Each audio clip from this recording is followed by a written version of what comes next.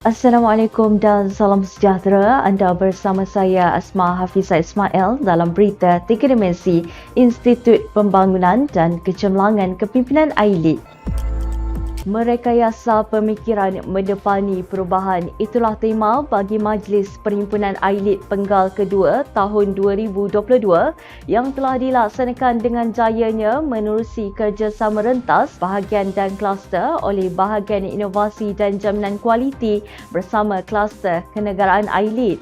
Yang berusaha Tuan Haji Muhammad Haswandi Haji Ahmad, Ketua Pengarah AILID, turut hadir dan menyampaikan amanat beliau kepada seluruh warga kerja AILID yang dilaksanakan secara hybrid.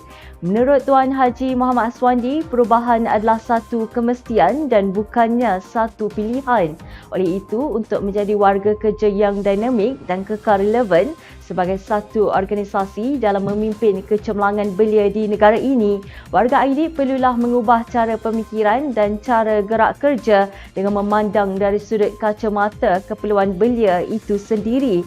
Tambah beliau, warga AILID perlu keluar dari zon selesa atau comfort zone serta perlu lebih vibrant dalam mencapai visi dan misi yang telah ditetapkan menerusi 5 peringkat design thinking, iaitu empathize, mendalami keperluan, define, mengenal pasti masalah, ideate, menjana idea, prototype, menunjukkan fungsi minimum dan test, melaksanakan simulasi.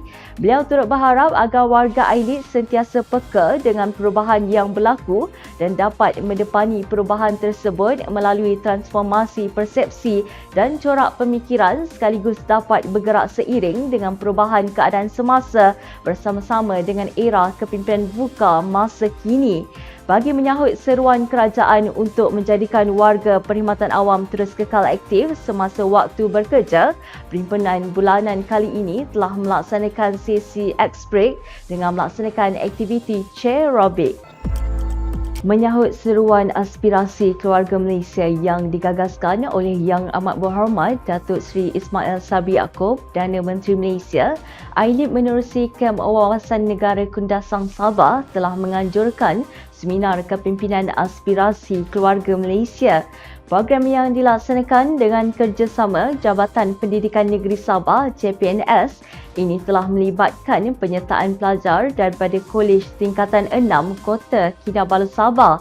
Menurut Yang Berusaha Puan Syanitah Terang, Ketua Kem Wawasan Negara Kundasang, program ini bermatlamat untuk menerapkan nilai-nilai kepimpinan dalam kalangan anak muda serta memupuk rasa kebertanggungjawabaan belia dalam merealisasikan aspirasi keluarga Malaysia.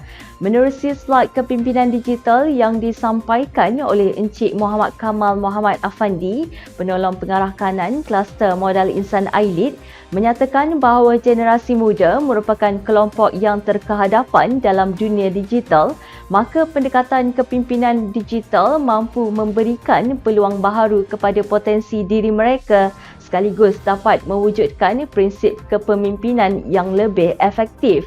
Encik Muhammad Kamal turut berkesempatan berkongsi mengenai tata cara semakan daftar pemilih Suruhanjaya Pilihan Raya kepada peserta dalam usaha meningkatkan literasi politik mereka berkaitan undi 18.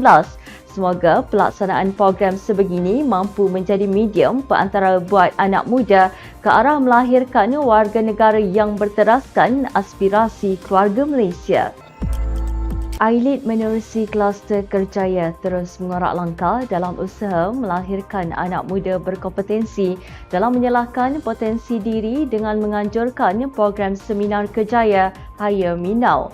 Program yang berlangsung di Dewan Kolej Komuniti Rembau Negeri Sembilan itu telah melibatkan penyertaan pelajar-pelajar Kolej Komuniti Rembau Negeri Sembilan dengan menampilkan Encik Airul Irwan Limin, konsultan bertauliah daripada ProRif Consultancy and Services, dan Cik Wan Nur Azlinda Abdul Razak, pegawai psikologi Kolej Komuniti Jelebu Negeri Sembilan.